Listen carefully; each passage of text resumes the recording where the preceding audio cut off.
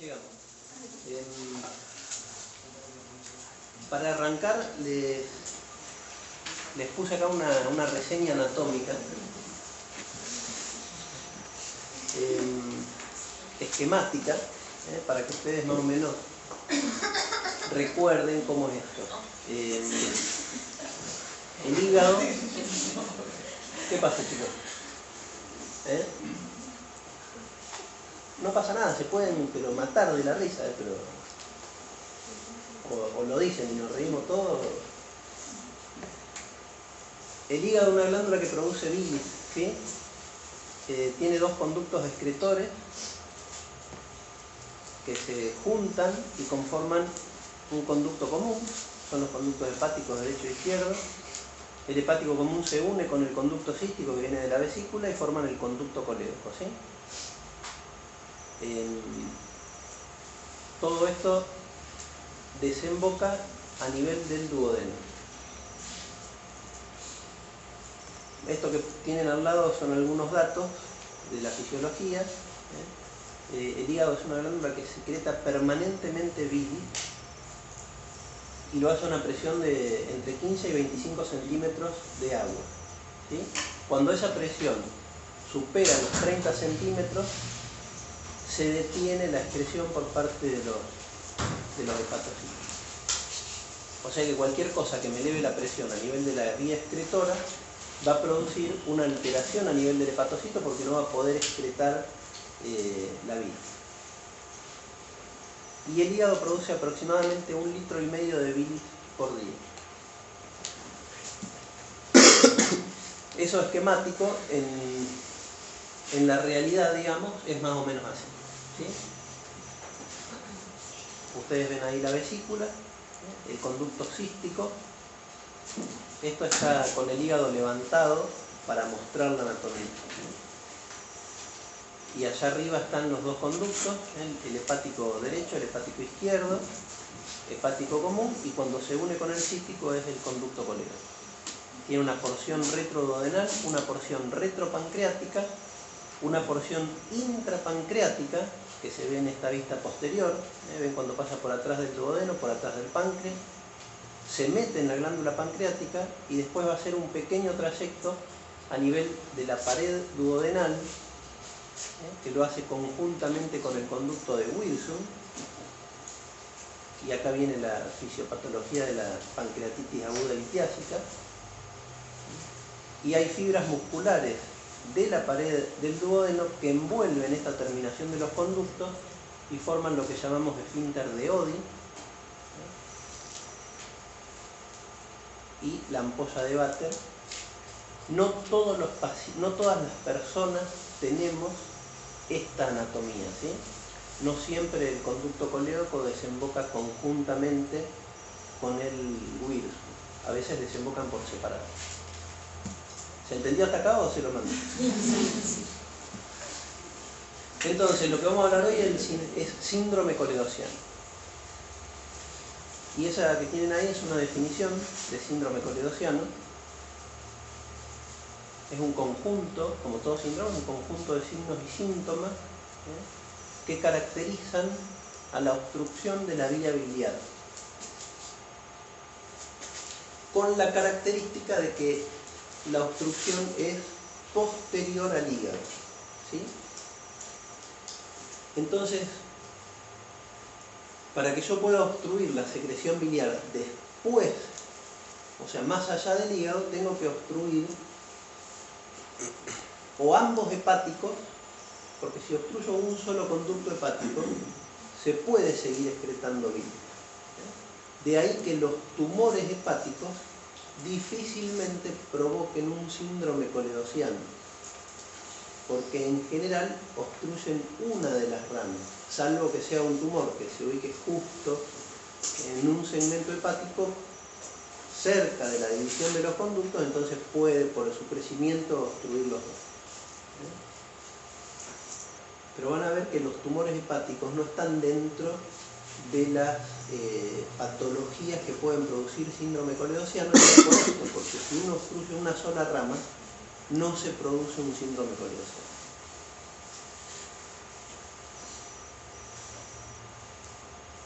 No importa si la etiología es benigna o maligna, lo importante es que esté obstruida la secreción biliar, y entonces estamos hablando de lo que conocemos como colestasis extrahepática. La definición de abajo es una definición de colestasis. Un síndrome clínico humoral también puede ser una definición de síndrome coledossiano, porque en definitiva el síndrome coledossiano es una colestasis extrahepática. En cambio, si nosotros decimos, ahí como está ahí, que pueden tener distintas causas, pero todas producen un impedimento de la secreción biliar, eso es una definición de colestasis. Porque la secreción biliar, el impedimento puede estar a nivel del hepatocito, y no es un problema a nivel de la vía biliar. ¿Sí?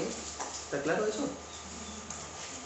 Bueno, entonces, síndrome coledossiano es conjunto de signos y síntomas que caracterizan a la obstrucción de la vía biliar principal. ¿Cuál es la triada diagnóstica? ¿Cuáles son esos signos y síntomas de los que hablábamos recién? Estos que están puestos ahí en los vértices de ese triangulito. Fíjense que en ningún lado aparece la palabra dolor, porque estamos hablando de la generalidad del síndrome coledossiano, sin diferenciar lo que es benigno de lo que es maligno. Generalmente el dolor aparece en mayor o menor grado, en forma aguda o en forma tardía, pero generalmente aparece, independientemente de la causa. Lo que pasa es que hay algunas definiciones o alguna forma de hablar de los médicos que confunden. Solemos denominar o dar hablar de alguna manera rara que hace que después uno se termine confundiendo y después van a ver por qué yo les digo eso. Entonces, ictericia, acolia, en general es hipocolia, es muy raro ver acolia. Uno ve acolia verdaderamente en los chicos muy chiquititos que tienen una atresia de la vía biliar, y que realmente tienen acolia porque hacen blanco, pero la caca es blanca, absolutamente blanca. En un adulto siempre es algún tono de un marrón o de un cremita. Es muy raro ver materia fecal blanca en un adulto. Por eso me gusta más hablar de hipocolia que de acolia. Y coluria. ¿Cuál es la fisiopatología de eso? Si tenemos una obstrucción a nivel del conducto colédoco o de la mucosa o de donde esté, no tenemos llegada de bilis al intestino. O sea que no hay pigmentos biliares para colorear las heces. O a lo mejor, ¿por qué es hipocolia? Porque el pasaje es ínfimo y si bien existe algo es muy bajo para lo que representa la normalidad.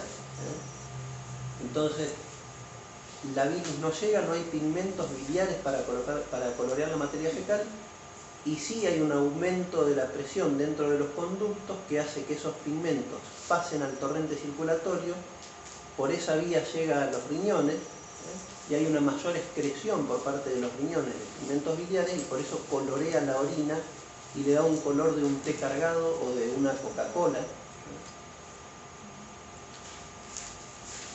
Y a su vez ese aumento en sangre de los pigmentos biliares hace que se deposite a nivel de la piel y mucosa, y le da color amarillento justamente a la piel y a las mucosas.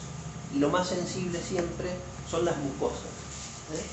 Lo primero que se colorea en un paciente, nosotros le decimos subictericia, pero cuando empieza a ponerse histérico, lo primero que se empieza a poner histérico son las mucosas. Lo primero que uno le va a ver histérico a un paciente es el frenillo lingual. Por eso es importante revisarle la cavidad oral y hacerle levantar la lengua, mirarle el frenillo lingual, porque es lo primero que se le pone amarillo. A veces uno tiene dudas porque la luz, por ahí esta luz cambia la percepción de los colores, y uno le ve la esclera media amarillita o ve a una persona media morocha y no sabe si realmente es un color amarillo lo que le ve. Entonces se fijan en la cosa y ahí no hay ninguna duda. Bueno, la definición de ictericia, lo que estamos charlando. en lo que uno le ve directamente al paciente, digamos, sin examinarlo. La esclera es lo primero que le nota amarillo. Fíjense que ahí está una tablita de valores. Como ustedes saben, el valor de bilirrubinemia total es de 1,2 miligramos, miligramos por decilitro o miligramos por 100. Siempre hay que tener cuidado con eso, porque en algún lugar van a haber 12 y dicen ¿cómo? ¿Pero en qué valor está? En miligramos. ¿Y cómo 12? Porque es por litro. Siempre hay que fijarse, siempre donde trabajen esto, no para cirugía, pero para su vida de médicos.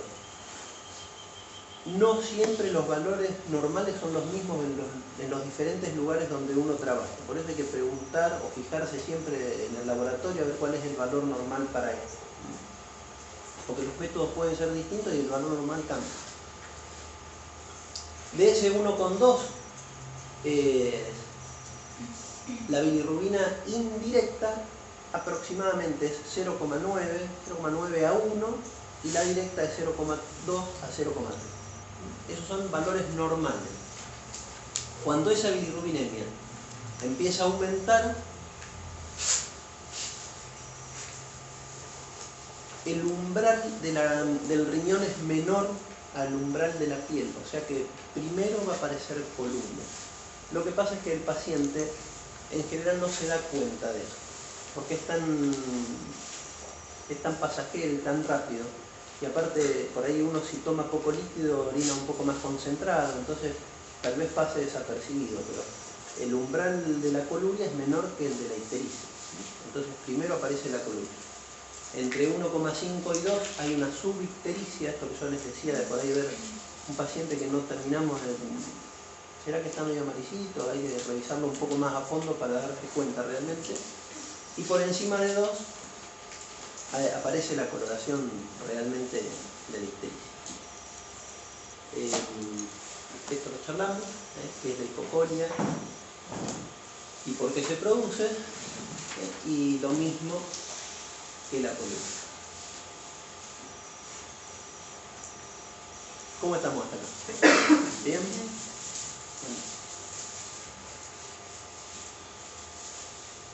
¿Cuáles son las causas de un síndrome colerosiano? Listas. Listas largas. Muchas causas de síndrome colerosiano.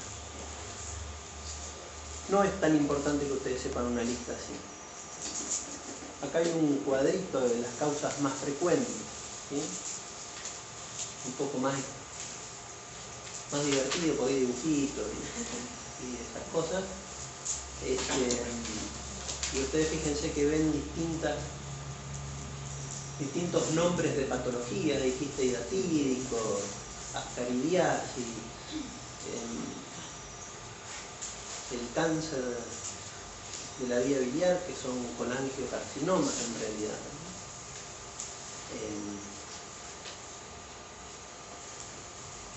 Es más raro esto de las adenomegalias, pero puede darse. Cáncer de páncreas, litiasis colerosiana, disfunción, dice ahí, pero es disfunción del esfínter de Oddi. Es una patología relativamente nueva, que seguramente dentro de un tiempo dirán que no existe más, que estaba todo mal. Ustedes saben que la medicina es la ciencia de las verdades temporales, ¿no? Cuando yo era chico nos vacunaban, nos ponían una BCG al nacimiento, una BCG a los 6 y una BCG a los 18. Entonces cuando vos te ibas a vacunar a los 18 ibas así porque sabía, si te acordabas de la de los 6, se te ponía el hombro así, te supuraba azul, una fústula así, y estaba un mes más o menos para cicatrizar. Entonces uno iba con un terror descomunal y ahora resulta que no se pone más, que no servía para nada. Pero bueno, y todo en medicina cambia así, A mí me interesa que ustedes sepan esto. Cuando uno habla de causas de síndrome colerosiano, ¿en qué tengo que pensar? Para pensar fácil y rápido. El médico, si piensa fácil y rápido, seguramente va a llegar al diagnóstico o tiene un 95% de posibilidades de hacerlo. Si empieza a complicarse la vida, se la va a complicar. Hay patologías que... A ver, yo creo que uno cuando está estudiando tiene que apuntar a saber lo fácil, lo simple, porque con eso les puedo asegurar que se van a destacar. Si yo quiero saber la patología que representa el 0,1% en la incidencia, posiblemente nunca lo vea en mi vida. En cambio de la otra voy a ver todos los días. Así que la que yo tengo que tratar de diagnosticar es la de todos los días.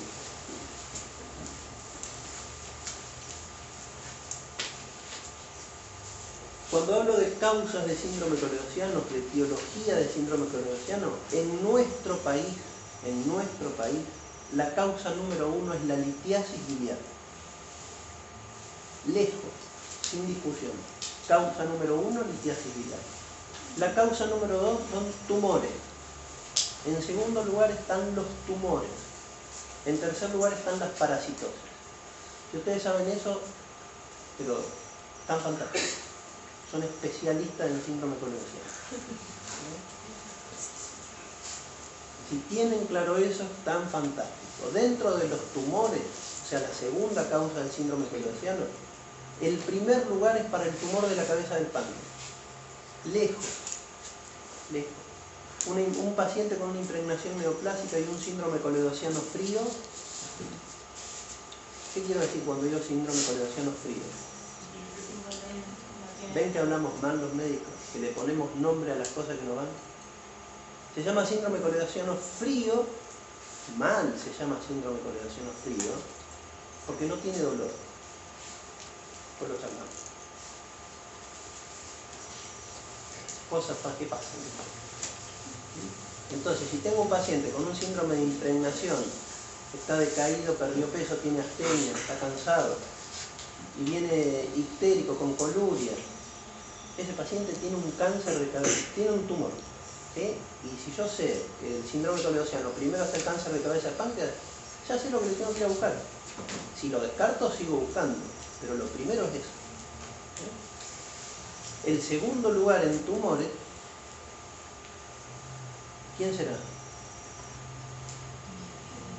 Después del cáncer de cabeza del páncreas. ¿Qué tumor producirá más síndrome coledociano que otro? Fuerte.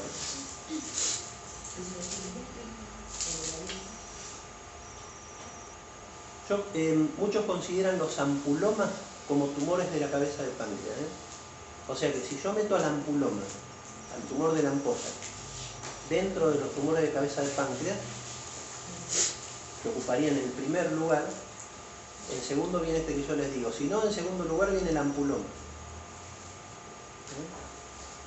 ¿Y después quién? ¿Tumor de? Fuerte. De biliar. ¿Qué parte?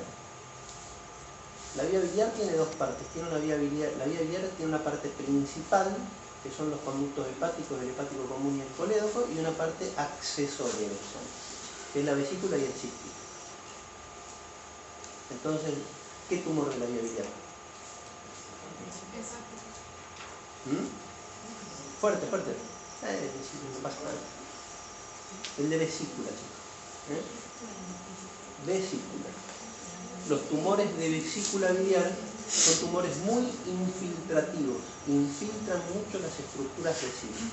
Entonces suelen producir infiltración a nivel de la vía biliar principal y producir un síndrome coledociano. Por eso hay que tener mucho cuidado con las colecistitis en pacientes mayores de 65 años. Siempre hay que tener la sospecha que puede ser un tumor de la vesícula. Colecistitis o síndromes coledocianos en pacientes añosos, poco puede ser de origen neoplásico. Y después viene el colangiocarcinoma o el tumor primario de los conductos biliares, que son tumores de un crecimiento lento, muy indolentes, poco sintomáticos. Hay un tumor de una ubicación, o sea, es un colangiocarcinoma igual del de toda la vía biliar, pero que se ubica justo donde se bifurcan los conductos hepáticos, o donde confluyen, mejor dicho, los conductos hepáticos, se llama tumor de Klatskin. Que por ahí lo van a leer, sepan qué es. Es el tumor que crece justo en la encrucijada biliar.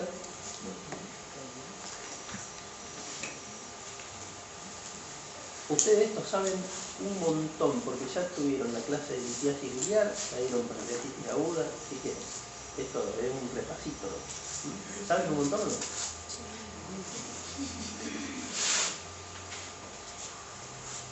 Decimos litiasis coledociana o coledocolitiasis a la presencia de un cálculo dentro del coledo. ¿Sí? Ese cálculo puede venir de la vesícula o puede haberse formado directamente en el colédoco. Esa es una condición muy rara, que en la actualidad prácticamente no se ve, que es patrimonio de la historia de la medicina, porque antes la menor posibilidad de tratamiento hacía que los pacientes llegaran a condiciones que prácticamente ya no se ven. Entonces, hoy la gran mayoría de los cálculos que vemos en el colédoco vienen de la vesícula.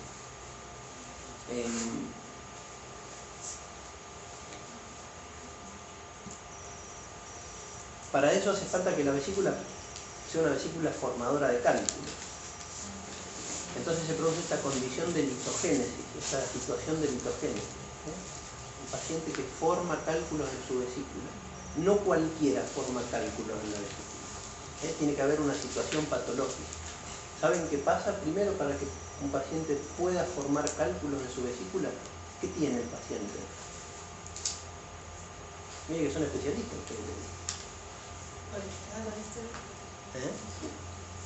Ácidos grasos altos, ¿no? A ver. ¿Qué tiene la bilis de un paciente que tiene una bilis litogénica?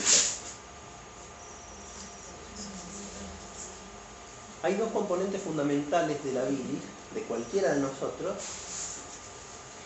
que son el colesterol, ¿sí? Y si yo pongo, y agua, la mayor parte de la bilis, como la mayor parte del cuerpo humano, es agua.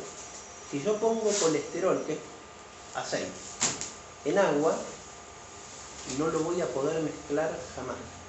¿Sí? Entonces, existe una sustancia que se llama lecitina, que es un ácido graso, que aumenta la solubilidad del colesterol en agua 1.000.000 de veces. 1.000.000 de veces. Por eso el colesterol está solubilizado y no precipita, porque cuando hay una disminución de la lecitina o un aumento del colesterol, o porque el paciente tiene una enfermedad de los triglicéridos, una dislipemia, o porque hay una disminución de la lecitina, entonces comienza a haber precipitación, aposición, y comienzan a formarse cálculos. No solamente de colesterol, pueden ser cálculos cálcicos, o por ejemplo cuando el paciente tiene alguna otra patología que aumenta los pigmentos biliares, como en el caso de la hemólisis, los pacientes pueden tener cálculos pigmentarios, se llama. Entonces, en un paciente que tiene ciertas condiciones, como para que su vesícula forme cálculo, se producen todas estas situaciones. Es más frecuente en países occidentales, toda esta historia que ustedes ven ahí. Hay un factor fundamental que es la dieta. Esto que ustedes ven ahí de los carbohidratos refinados, no solamente para la litiasis, aumenta un montón de enfermedades, pero bueno, la industrialización y la modernización imponen cosas que a la larga traen consecuencias. Además hay factores genéticos, hay factores etarios, hay factores, no es lo mismo en la mujer que, o sea, factores del sexo. Hay muchos factores para la formación de cálculo. ¿Qué pasa con un paciente que tiene un cálculo adentro del coledo? Por eso no les digo el de la vesícula, el que tiene el cálculo adentro del coledo. Puede no pasar nada, absolutamente nada, ni enterarse. Son esos pacientes que dicen, o que tienen, que supuestamente tienen síntomas de su litiasis vesicular, que tienen cólicos biliares y nada más. El y nada más muchas veces puede ser un cálculo adentro del coledo. Por eso, el prequirúrgico de una colecistectomía por litiasis vesicular lleva fosfatasa, o sea, un pedido de enzimas de colestasis para ver qué está pasando con su vía biliar, porque no tengo que perder de vista que un porcentaje chico de pacientes puede tener asociado a su litiasis vesicular una litiasis coledociana asintomática.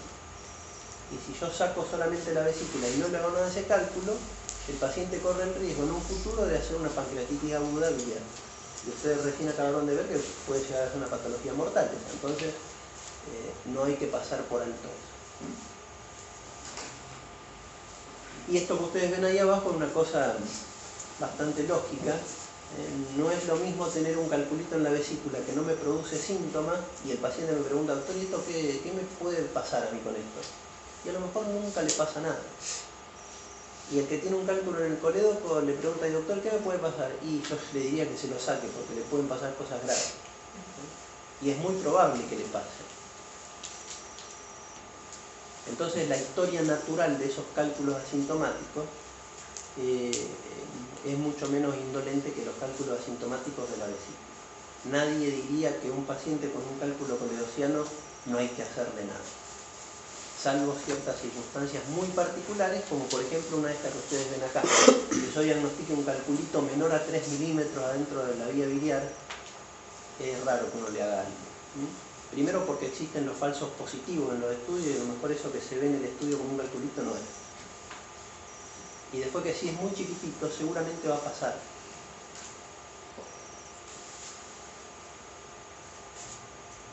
Y cuando algo pasa, porque el cálculo es un poquito más grande o porque el paciente tiene mala suerte,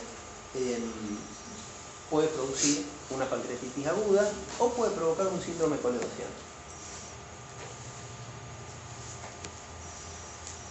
Y el síndrome coledociano puede tener sus complicaciones, como por ejemplo la pancreatitis, la colangitis, una colangitis aguda, que es una patología, es una situación bastante seria, es una infección bacteriana de los conductos biliares.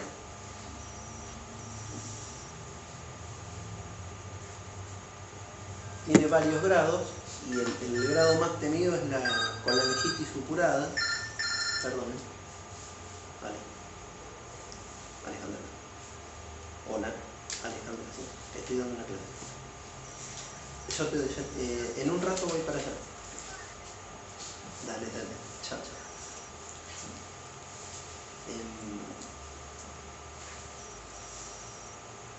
Les decía, la colangitis supurada es el grado más temido de la colangitis porque el paciente está séptico y si uno no le hace algo inmediatamente el paciente se muere.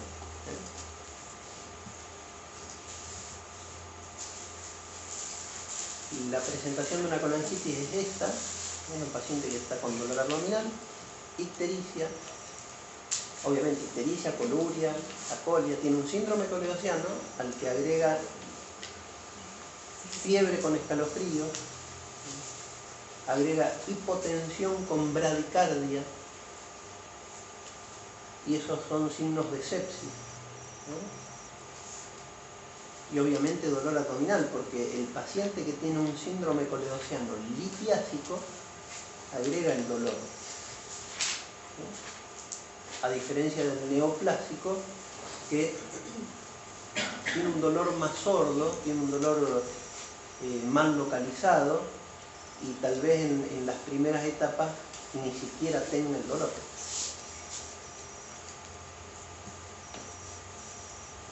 Y la otra complicación es la pancreatitis aguda que ustedes recién vieron, o sea que poco puedo decirle yo que no les haya dicho el doctor Goretti. Si bien es una patología con múltiples causas, la causa más frecuente en nuestro país es la litiasis biliar.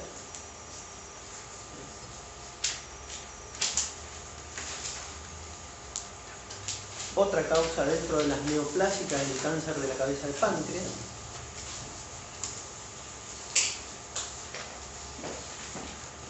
Un poco de lo que yo les decía antes, que tiene síntomas inespecíficos, un síndrome de impregnación, ¿sí? Puede tener el paciente. En los casos de tumores en la cabeza del páncreas, la ictericia está presente casi siempre. Es muy raro que un paciente con un tumor en la cabeza del páncreas no esté con un síndrome coledociano.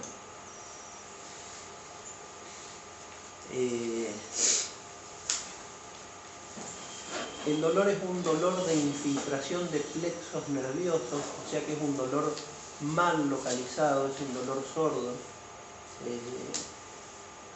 No es el dolor del cólico biliar, que el paciente se retuerce del dolor, sino que esto es un dolorimiento. Es más, el paciente que tiene un tumor, el paciente que tiene un cáncer de cabeza de páncreas,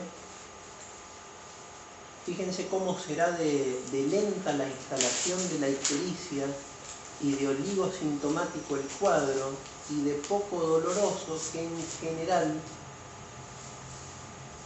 el paciente consulta porque o un familiar o un amigo o un conocido le dice que está amarillo. Y el que se ve todos los días en el espejo no nota ese cambio tan lento que va teniendo y no se ve amarillo. Y vienen como, no amarillo, vienen anaranjados, verdes vienen. Y el paciente cree que no está histérico. O el paciente dice, doctor, vengo porque mi señora me dice que venga porque me ve amarillo. Y está como la yema de un huevo. Entonces, son cosas que a uno cuando le pasa eso dice, no tiene dolor, consulta, o sea, ictericia referida por tercero, pérdida de peso, y tiene un cartel prácticamente que dice el diagnóstico. Obviamente que en estadios avanzados, un tumor de páncreas produce dolor, y produce un dolor importante, pero estamos hablando ya de una enfermedad avanzada. Los tumores del cuerpo del páncreas, que muy rara vez provocan una infiltración de la vía biliar, o sea que no se van a presentar con esto, están mucho más cerca del plexo celíaco, entonces la infiltración es más temprana y el paciente también llega, cuando la enfermedad ya está avanzada, con mucho dolor. O sea que no es que los tumores de páncreas no tienen dolor, sino que no tienen el dolor agudo que tiene la litiasis biliar. Si alguno de ustedes alguna vez vio un cólico biliar, el cólico biliar uno lo describe como un dolorcito en el hipocondrio derecho que dura unas horitas, pero cuando a ustedes les toque ver el paciente en el momento del cólico biliar, se creen que se está por morir. Obviamente depende un poco de cuán susceptible sea el paciente al dolor. Yo les puedo asegurar que he visto tipos que si uno se lo encuentra a la noche le meten miedo, pero mariconear como loco, porque evidentemente es un dolor muy importante. Por suerte no tuve nunca, pero debe ser un dolor muy importante, porque en ese rato que le dura el dolor, el paciente está partido al medio. Entonces no es ese el dolor del tumor de páncreas. El otro es un dolor mucho más solapado, más inespecífico. El paciente no sabe definir bien a dónde le duele. Bueno, ¿qué más? Obviamente que un paciente que tiene un tumor de cabeza de páncreas tiene ictericia, puede tener hepatomegalia o no, depende si el tumor está muy avanzado. Un paciente con un tumor de páncreas con hepatomegalia tengo que sospechar que es por metástasis, por secundarismo hepático.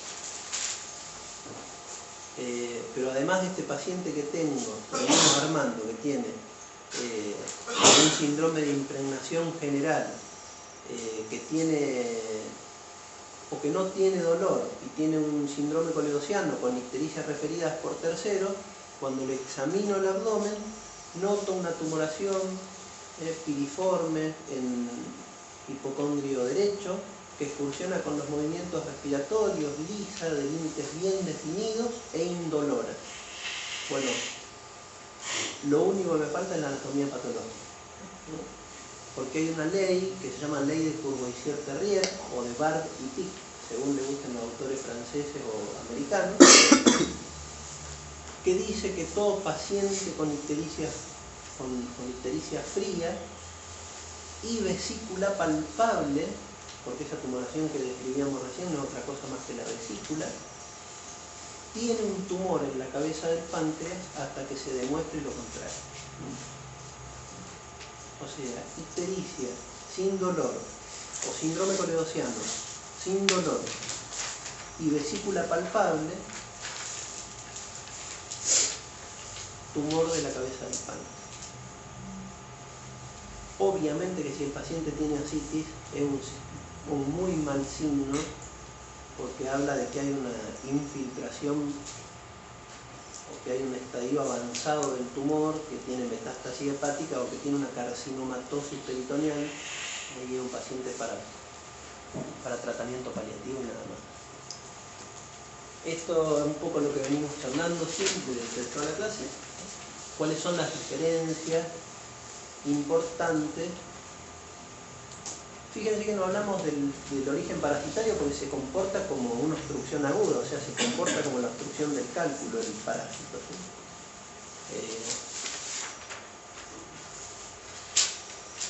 Ahí están un poquito numeradas las cosas que veníamos hablando hasta recién.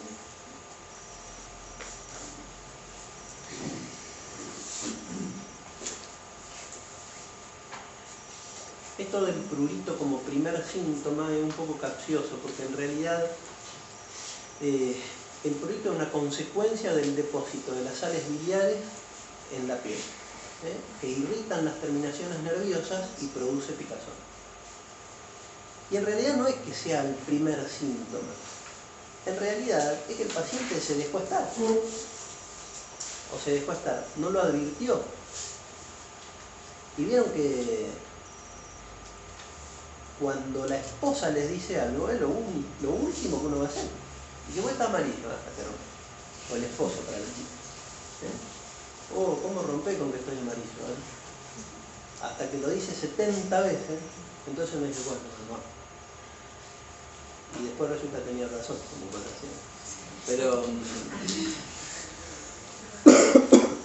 no es que el prurito sea el primer síntoma, uno lo ve mucho más frecuentemente en los pacientes neoplásicos. Porque aparte el paciente litiásico, uno no lo deja llegar a cifras de bilirrubina tan altas. Los pacientes neoplásicos a veces vienen con cifras de bilirrubinemia de 20 miligramos por decilitro. Y un paciente con una litiasis jamás va a llegar a esa cifra, porque uno, primero que consulta antes por el dolor, y segundo que uno cuando hace el diagnóstico no lo va a dejar obstruido mucho tiempo, entonces no llegan a esa cifra. Entonces al no llegar a cifras tan altas, prácticamente no existe el prurito en la litiasis. Pero si yo lo dejara obstruido por un cálculo y no le hago nada, y sí, cuando llegue a cierta cifra de bilirrubina van a empezar a tener prurito. Bueno, y estas son algunas imágenes. Esto es una colangitis esclerosante primaria, que es una enfermedad que, nada, sepan que existe, no es demasiado importante. Se asocia a algunas otras entidades, como patologías de colon, pero nada, no es muy importante. Esto es un quiste hiatídico, y si ustedes saben, ¿por qué producirá un síndrome coledossiano un quiste hiatídico?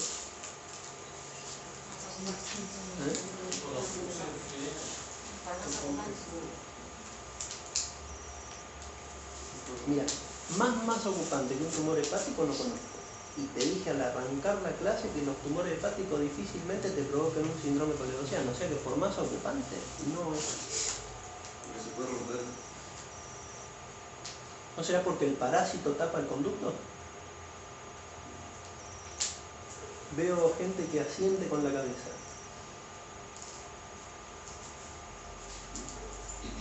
¿Qué tamaño tiene el parásito de la hiatidosis? Microscópico. Hay que mirarlo con el microscopio para verlo. O sea, jamás puede tapar el conducto, es porque se rompe. El quiste hiatídico en su crecimiento puede lesionar un conducto biliar y evacuarse hacia el interior de la vía biliar. Y si ustedes saben cómo es el quiste hiatídico, tiene por dentro membranas, como bolsitas tiene adentro. Entonces una de esas bolsitas se mete en la vía biliar y eso es lo que pasa. No es el parásito, son las membranas del quiste.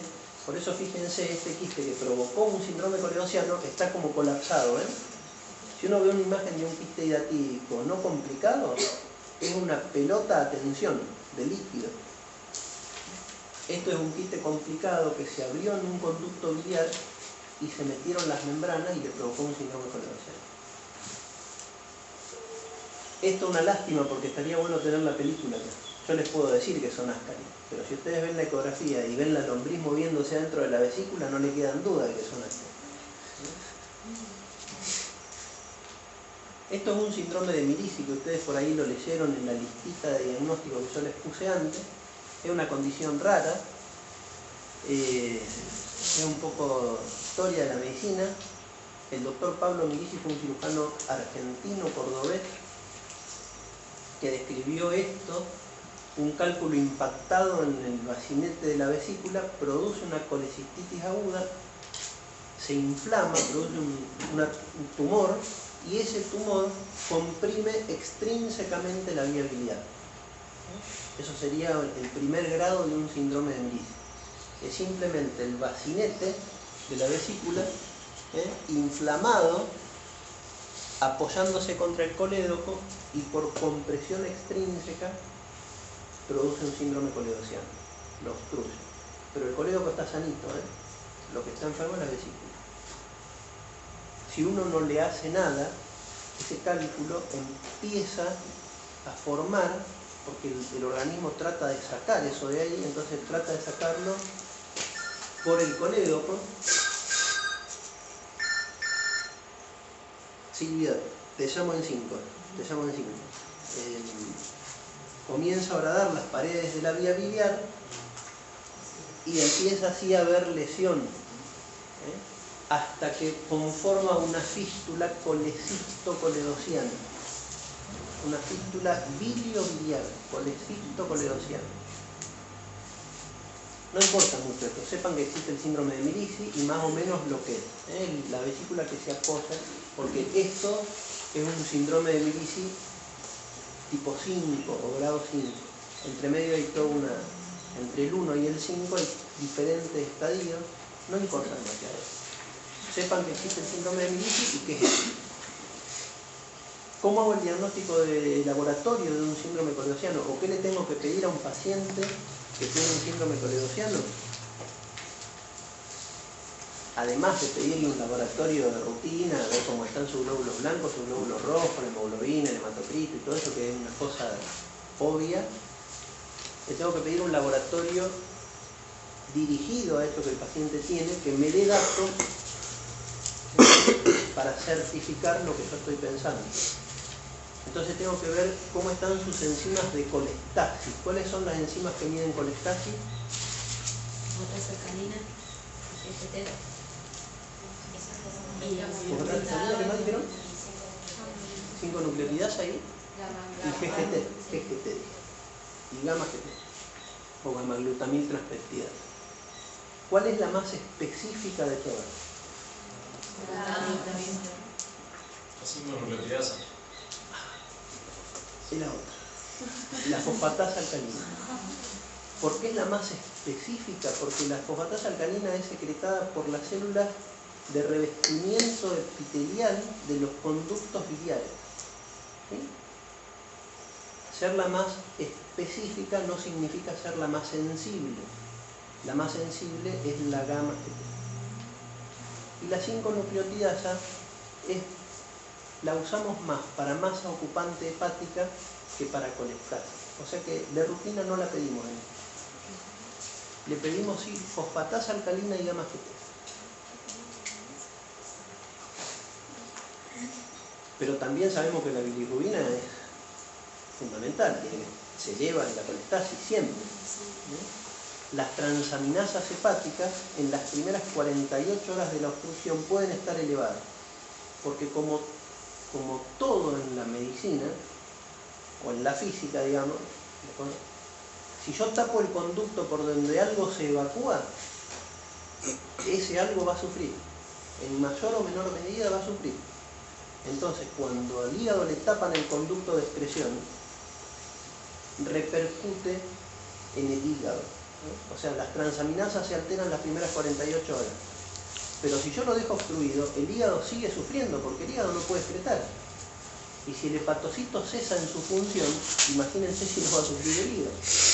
O sea que después de 7 días de obstrucción, la colinesterasa sérica también empieza a bajar, porque el hígado empieza a deteriorarse, empieza a caer la reserva hepática. Por eso los pacientes no tienen que estar... Antes, cuando internábamos un síndrome coledossiano, decíamos, bueno, ya va a pasar el cálculo. Le poníamos un suero, una sondita y lo dejábamos internado. A veces una semana lo teníamos obstruido. Eso no lo hacemos más. Le estoy hablando de hace 20 años atrás. No se hace más, eso está demostrado que no es bueno para el paciente. No hay que dejarlo obstruido, hay que hacerle algo.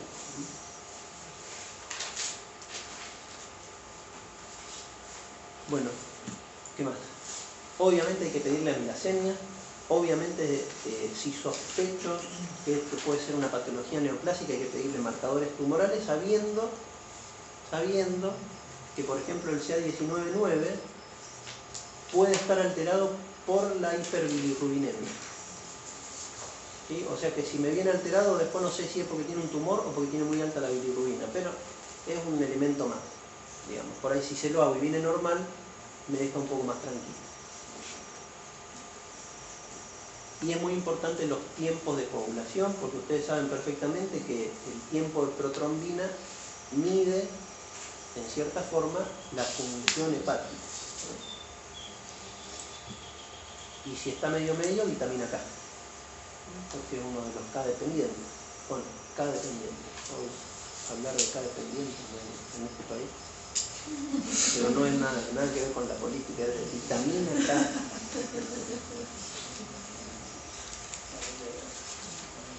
¿Qué elementos tengo para hacer un diagnóstico, además del clínico, que va siempre adelante de todo? El laboratorio. ¿Qué imágenes le podría pedir yo a un paciente? Siempre para este tipo de patología, donde estamos hablando de litiasis, lo ideal es la ecografía, porque es lo menos cruento, lo menos invasivo. Si bien ven que la sensibilidad es baja, yo creo que un poco más del 50%, pero la sensibilidad suele ser baja comparado con otros estudios, pero es lo menos cruento y es lo que hoy en día un ecógrafo hay en cualquier parte. No hay uno acá, no sé por qué, pero...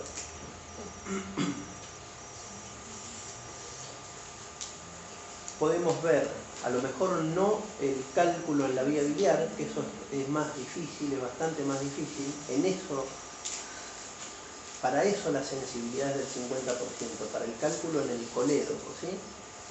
Ahora, cuando el ecografista me dice que ve el cálculo en el colédoco, lo tiene seguro. Lo tiene seguro. Pero es muy importante porque vemos si el paciente tiene o no litiasis vesicular, vemos si tiene o no dilatación de los conductos biliares, y si la ecografía no me satisface, no aclara las cosas, no pedimos esto. Esto se lo puse para que ustedes lo conozcan, porque usa la ecografía, pero esto es una ecoendoscopía. A través de... es un endoscopio que tiene un ecógrafo en la punta. Entonces se llega con el endoscopio hasta la segunda porción del duodeno y se hace una ecografía endoscópica. Y fíjense, en este caso se ve claramente el cálculo ahí. Esto es la vía biliar. Este es el cálculo y tiene la sombra acústica posterior, que a mí me habla de que eso es una concreción seguro. Eso es un cálculo dentro de la vía biliar. Pero esto es una cosa muy cara que son contados con los dedos de la mano, donde hay este tipo de aparatos. Estoy dando la clase. ¿Sí?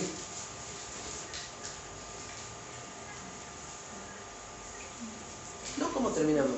Estamos acá.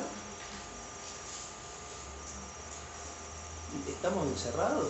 Bueno, venía a liberarnos. Sí, porque somos un montón, mirá que tumbamos todo.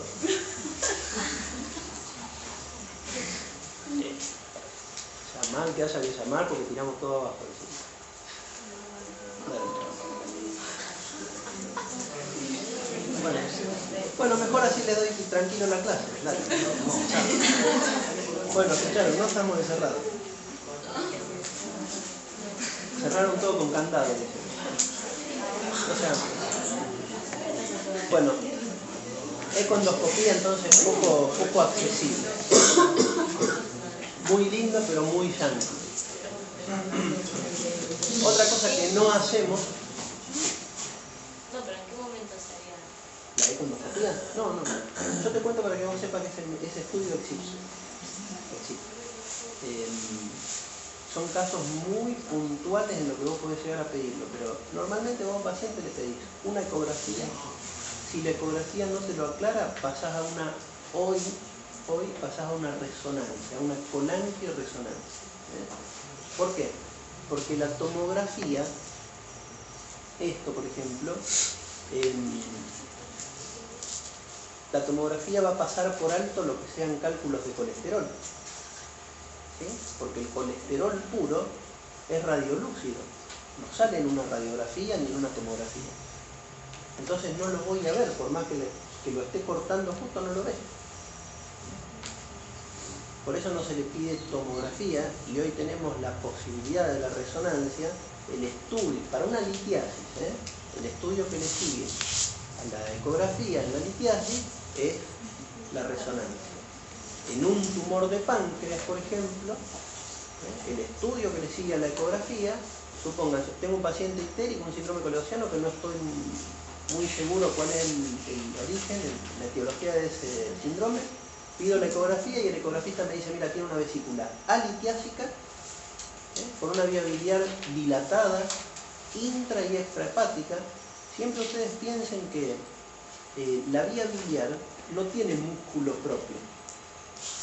La vía biliar tiene una parte que está metida dentro de un órgano sólido y tiene otra parte que está por fuera del hígado, está sueltita. Si yo la tapo en forma aguda, seguramente se va a dilatar primero lo que está por afuera del hígado. Entonces, en los coledocianos litiásicos es mucho más frecuente ver dilatación de la vía biliar extrahepática con vía biliar intrahepática normal o poco dilatada. Para que se dilate la vía biliar intrahepática necesito tiempo de obstrucción afuera para que esa dilatación repercuta en el órgano sólido y pueda dilatarse esa vía biliar que está más contenida porque tiene sólido alrededor.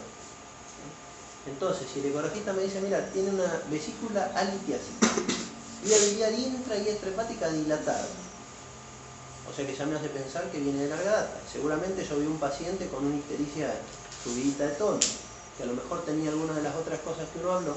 A ese paciente le pido una tomografía, no le hago perder tiempo en una resonancia, porque ese paciente tiene un tumor, o más probablemente tenga un tumor. Entonces es más útil la tomografía. Y en esta tomografía ustedes ven una cabeza de páncreas aumentada de tamaño. ¿Ven? Miren, eso es sustancia de contraste oral dentro del duodeno, dentro de la segunda porción del duodeno. Una cabeza del páncreas anormalmente grande,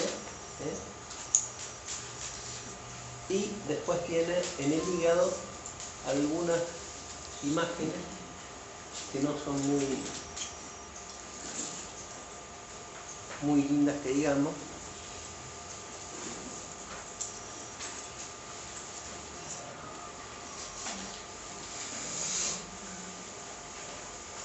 Este paciente tiene un cáncer de páncreas con secundarismo hepático. Bien. No pensé que iba a ser tan... Está para superhéroe.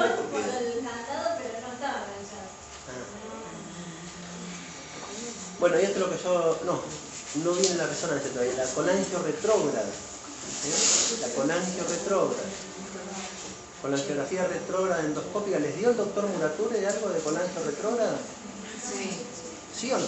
Dijo que había que hacer eso pre y después politectomía. ¿Pero les dio alguna imagen? ¿Les mostró el procedimiento? No, bueno. La colangiografía retrógrada es con un endoscopio como el que se hace en la endoscopía digestiva alta. Bueno, nada que ver. Porque, ¿cuál es la diferencia? Que este endoscopio, en vez de tener la cámara en la punta, lo tiene como si fuera la uña de un dedo, lo tiene de costado, o sea, se llaman endoscopios de visión lateral. ¿Por qué? Porque cuando el endoscopio llega a la segunda porción del duodeno, es como si estuviera dentro, una cámara dentro de una manguera. Si veo de frente, la papila está acá en el costado. O sea que es muy difícil trabajar y hacer una CPR con un endoscopio de visión frontal. Tiene que ser de visión lateral, porque entonces cuando llega a la papila le queda de frente. Y él en el televisor tiene la imagen directa así de frente de la papila. Entonces lo que hacen es meter un catetercito, anular la papila, pintar con una sustancia de contraste la vía biliar, o sea que a su vez, además de la imagen del televisor, ellos tienen un equipo de radiología dinámica, en un arco en C que le llamamos, y están viendo por una pantalla radioscópica también. Entonces se hace un cortecito en la papila. Si vio el cálculo, hacen un corte en la papila, meten un ganchito y sacan los cálculos que están adentro de la vía biliar.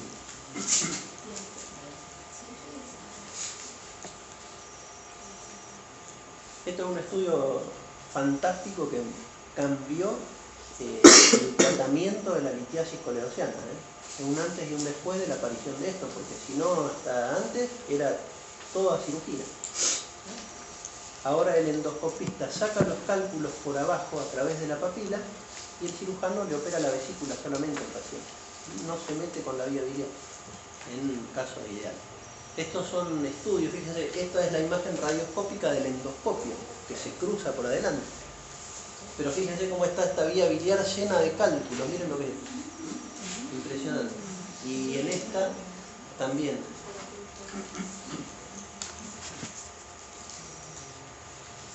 Otro estudio que puede usarse en estos pacientes es la resonancia magnética. Este es un estudio muy bueno porque no es invasivo, utiliza ultrasonido, por lo tanto el paciente no se irradia. Y fíjense que la imagen que uno tiene con el estudio es equiparable a la imagen que nos da el endoscopista cuando le hace la colangiografía retrógrada endoscópica. Es excelente. El único problema es que es un poco caro, pero es muy buena la resonancia magnética. ¿Y qué tiene en contra, digamos, como ventaja con la CPRE? Es que no es invasivo. Y como desventaja, tiene que no es terapéutico, es solamente diagnóstico. O sea que a lo mejor si yo hago el diagnóstico con esto del cálculo, después se lo tengo que mandar al endoscopista para que le haga el estudio. Pero es preferible, si vamos a correr riesgo por algo que seguro tiene el paciente. Es como todo en la vida, está en función de cuánta plata hay. Lamentablemente. Porque son cosas que aumentan mucho los costos, ¿sí?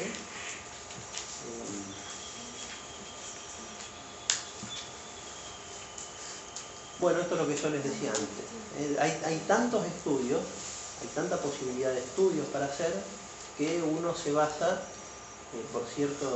se guía por ciertos algoritmos. Entonces siempre el primer estudio es la ecografía, siempre el primer estudio es la ecografía. Obviamente que detrás de esa ecografía tiene que haber una muy buena historia clínica, un muy buen examen físico del paciente, un conocimiento perfecto de lo que el paciente tiene, además del laboratorio y la ecografía. Yo puedo tomar una conducta, una decisión, a ver con qué sigo. En las litiasis uno debería seguir, si la ecografía no fuese concluyente, debería seguir con una resonancia. Pero como les decía antes, si el ecografista es una persona de mi confianza, que yo sé que es una persona que trabaja bien, y me dice que veo un cálculo adentro del colédoco, porque el colédoco está dilatado, ese paciente no lo mando a hacer una resonancia, ese paciente lo mando a hacer una colangiografía retrógrada, porque la resonancia me va a decir que tiene un cálculo adentro de la vía biliar, o sea, le voy a hacer perder tiempo y plata, ¿me entienden? Entonces, en función de todo eso que yo les dije, historia clínica, examen físico, laboratorio, ecografía inicial, uno toma decisiones, ¿no? Y cuál es la próxima cosa que va a hacer. Si la eco no fuera concluyente, y yo sospecho una litiasis, le pido una resonancia magnética. Que la sensibilidad y la especificidad está por encima del 95%. Eso para medicina es un porcentaje altísimo. Y en el caso de establecer el diagnóstico definitivo de una litiasis, decidiré, en base a ciertas cosas, si es un paciente para hacerle una colangiografía retrógrada o para ir directamente a cirugía.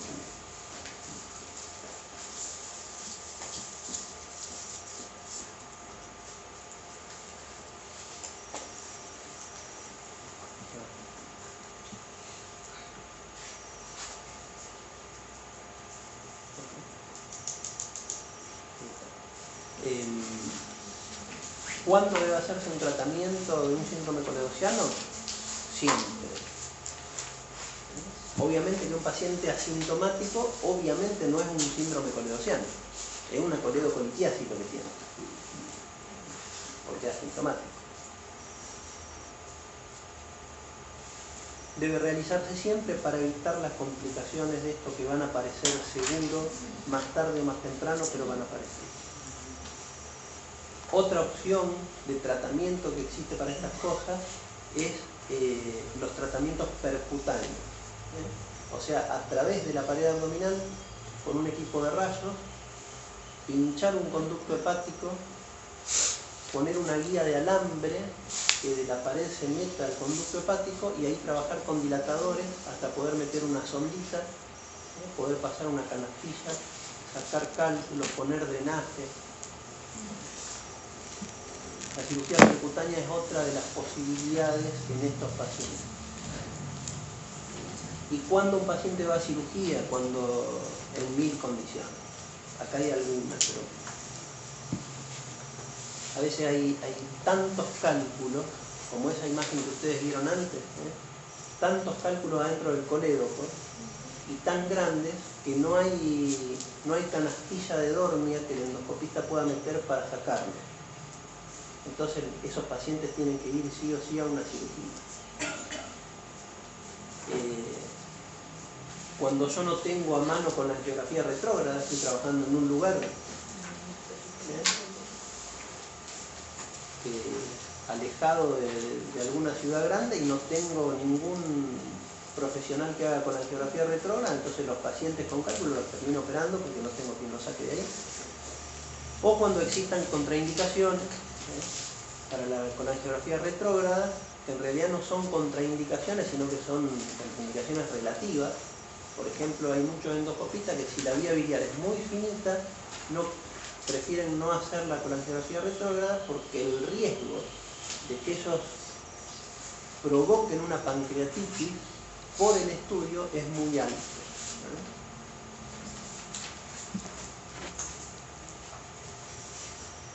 Y obviamente cuando el paciente presenta litiasis vesicular más litiasis coledociana, que le esté provocando o no un síndrome coledociano, el tratamiento debe ser en conjunto.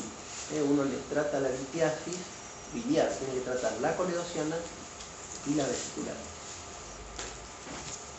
Y eso que está ahí abajo del tubo de Kerr, a lo mejor ustedes alguna vez lo sintieron nombrar, pero hoy en día está prácticamente en desuso, no se usan más tubos de Kerr.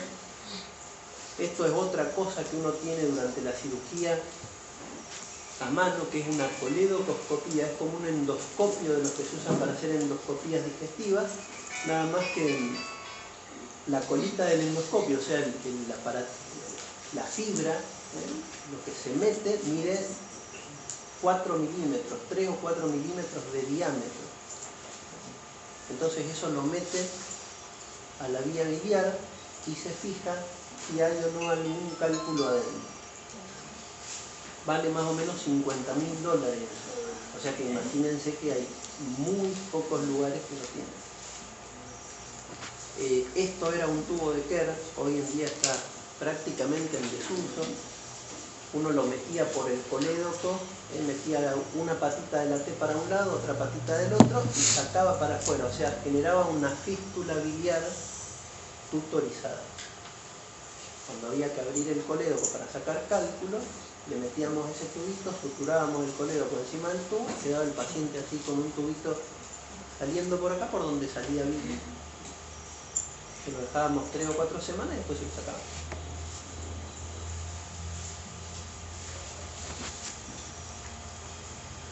Bueno, y estas son posibilidades que uno tiene en la cirugía, sacar los cálculos, o sea, hacer una colcistectomía y cuando abre el conducto cístico, a través del conducto cístico meter una canastita de dormia. ¿Saben lo que es una canastilla de dormia? Bueno, una canastilla de dormia es como si fuera un catéter que adentro tiene un alambrecito con un dispositivo en la punta, tipo jeringa, que cuando uno lo acciona, por la punta de ese catéter salen 4 alambres que se abren. Entonces con eso uno pesca los cálculos. Cuando el cálculo se mete adentro de esa canastilla que forman los alambrecitos, tira y saca el cálculo.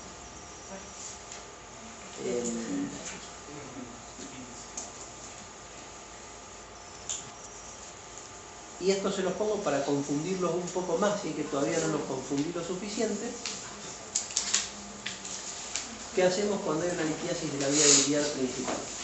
Fíjense que siempre lo primero que les pongo la palabra ahí es la clínica, o sea, es fundamental la historia clínica y el examen físico del paciente. Yo les puedo asegurar que si hacen bien esa parte, van a tener el 90% del diagnóstico en el bolsillo.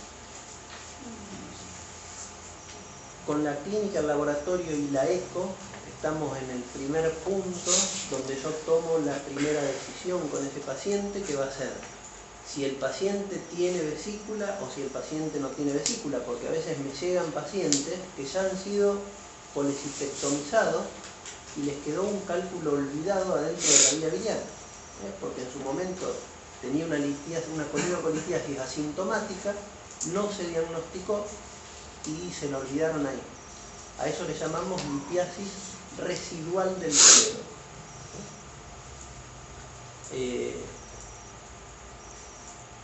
Fíjense que si el paciente tiene la vesícula, primero me fijo cómo está su vía biliar, si está dilatada o si no está dilatada. Si el paciente tiene una vía biliar dilatada, entonces lo mando a hacer una colangiografía retrógrada, y después le hago la colecistectomía. Que el endoscopista le saque el cálculo que tiene en el colédoco y después le hago la colecistectomía. Si la vesícula no está, si la vía biliar no está dilatada, puedo preguntarle al endoscopista qué le parece.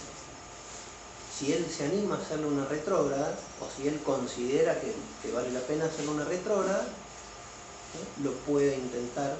Si él me dice que lo intenta, fantástico.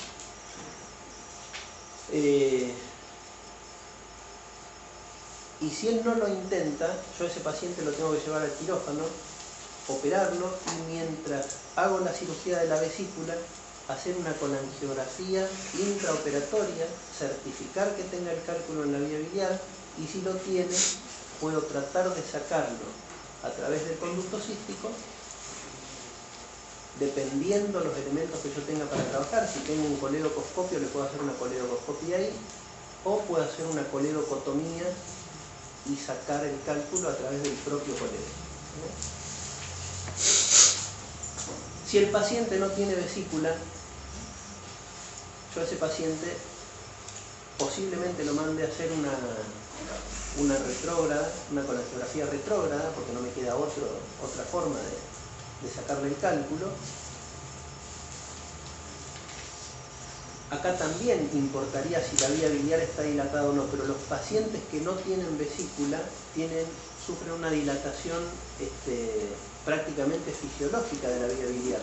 Siempre que a un paciente se le hace una colecistectomía, su vía biliar se dilata un poquito. Entonces es más fácil para el endoscopista, y en general siempre van a colangio retrógrada. Y si el endoscopista no puede, entonces ahí habrá que ver algún método quirúrgico también para sacar ese cálculo de esa vía biliar. Pero esto es muy raro, en general lo hace el endoscopista. Bueno.